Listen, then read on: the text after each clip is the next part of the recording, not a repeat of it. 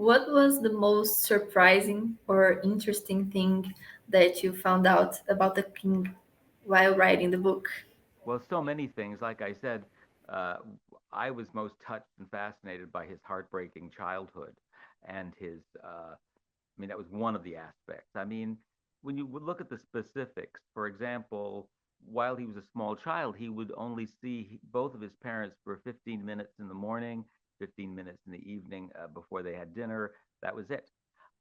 When he had all of these medical emergencies over the years, he broke his ankle falling down the stairs at Buckingham Palace. As a child, he had a tonsillectomy, which in the 50s was a dangerous operation on his tonsils. He had measles, which was serious, and he even had an emergency appendectomy. He had his appendix removed. Very dangerous operations, and his parents never even visited him in the hospital. And they were blocks away at the palace. He had to rely really on the Queen Mother, whom he loved dearly for affection. She really played the role of an affectionate person in his life, as did his nanny, a woman named Mabel Anderson.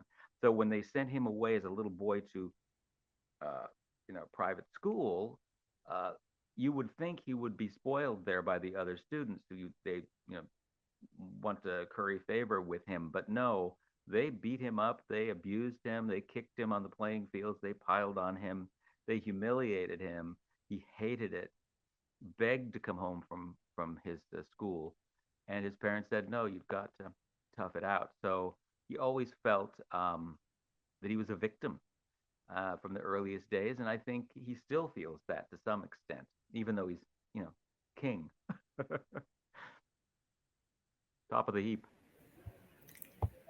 And the book describes Charles' childhood as like a really lonely and tough and sad. So, and Prince Philip also is like kind of hard on him, Mm. like in his childhood. How was his relationship with his parents? You mentioned that they were kind of cold and distant, and how did it change over time? Well, I interviewed one of the people I interviewed was Margaret Rhodes, who was the Queen's cousin and very close to the Queen, and she said the relationship between Charles and the Queen was never cozy because, as she put it, the family isn't set up to be cozy. It's the firm, it's a business, and that's the way he was treated. And his father, though, went a step further. Prince Philip was a bully, and he's as we know, he's made many very racist, had made very many racist comments over the years. He'd been very difficult, but to his own son, he was horrible. He would humiliate Charles in front of other people, even into adulthood. Even when he was a young man, Charles could be reduced to tears. His father could make him cry in front with his mean remarks in front of other people. So yes, when his father got into his 90s, I suppose, they reached a sort of understanding, but they were never close. Charles regarded Lord Mountbatten, whom he called Uncle Dickie, as his father figure, you know. And Lord Mountbatten was his great uncle, and he was Philip's uncle, but he was the person who really cared for Charles.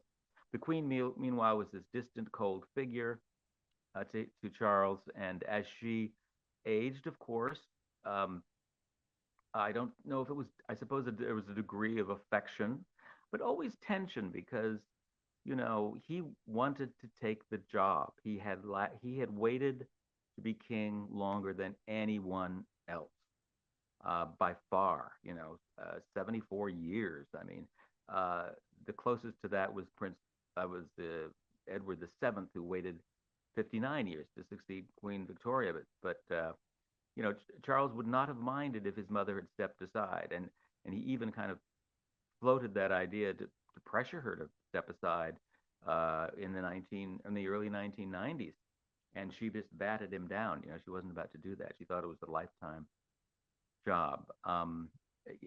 Again, I think it was an unfortunately not the best of relationships between Charles and his parents, and of course the whole Diana Camilla dynamic that emerged complicated things as well. So the Queen viewed Charles at certain times as a major headache for her. because he insisted on having Camilla and Diana too, and he couldn't do that. Whoa.